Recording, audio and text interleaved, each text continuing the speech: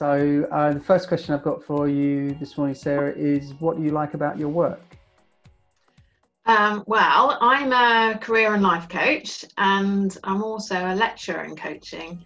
So my work is all about people, and I guess that's what I love about my work is I get the chance to talk directly to individuals about their life, and it's fascinating, and I'm really fascinated by how people think and what they feel and how they go about making choices and decisions, and so I get really curious, and so I'm curious generally about people and their lives, I guess. But I also like and I've always enjoyed sort of developing others and growing people, and I guess as a coach I've got the perfect opportunity to really help people become their best version of themselves, really, and use all the strengths that they've got to do that.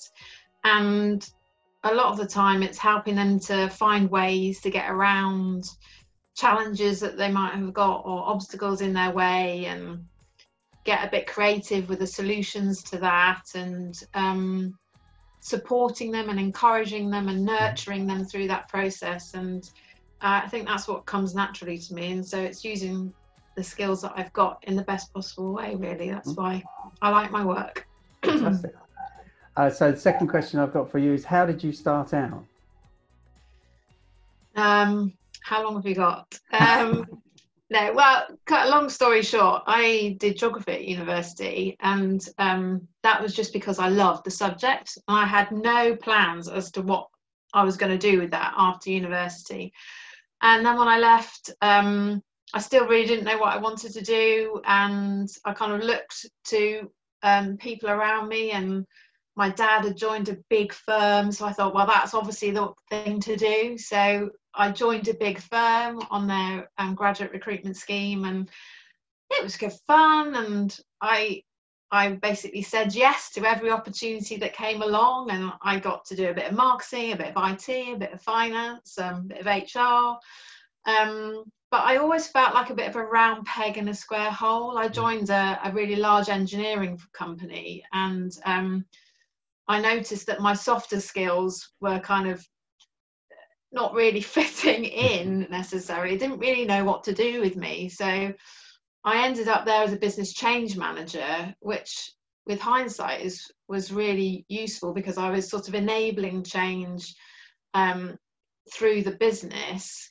But at the time, I was introduced to the world of coaching by our director's team was given a coach, and I experienced coaching for the first time, and that was the first time where I thought, oh blimey, this is interesting, and maybe these are the sort of skills that I've got. Maybe I could do what this lady's doing. This is really fascinating. And so that's when my journey into coaching started, and I did some research. And anyway, long story short, I trained as a coach, and I set up my own practice, and that's how I got started. And it was a very slow journey. I tripped up along the way and made a few mistakes, but I just knew instinctively it was the right place for me to explore, and that's how I got started, really. And then after a few years of building my own practice, I joined Henley Business School, where I worked as a career coach with some of their executive MBA students, and that just took me up to another level. And then new opportunities open up, and here I am now. I'm running my own business and teaching people to become coaches, which is kind of weird. So it's just a journey I've been on, and that's how it's happened, really. There wasn't a grand plan. I went with what I felt was the right thing to do, I guess. That's how it happened. Fantastic. And the last question I've got for you is, what would you say to somebody starting out today? Say yes. Keep saying yes to every opportunity that comes along. Don't analyze things too hard, I guess. Trust your instincts. Go with your gut feel. I think there's something around building self-efficacy and resilience. So being prepared to try something maybe it won't be right, but knowing that you'll learn from that experience anyway, and then you can go again. You know, what have you got to lose? I think there's also something about staying on the edge of your comfort zone, so always pushing yourself just a little bit further than you would comfortably feel like you would want to do, and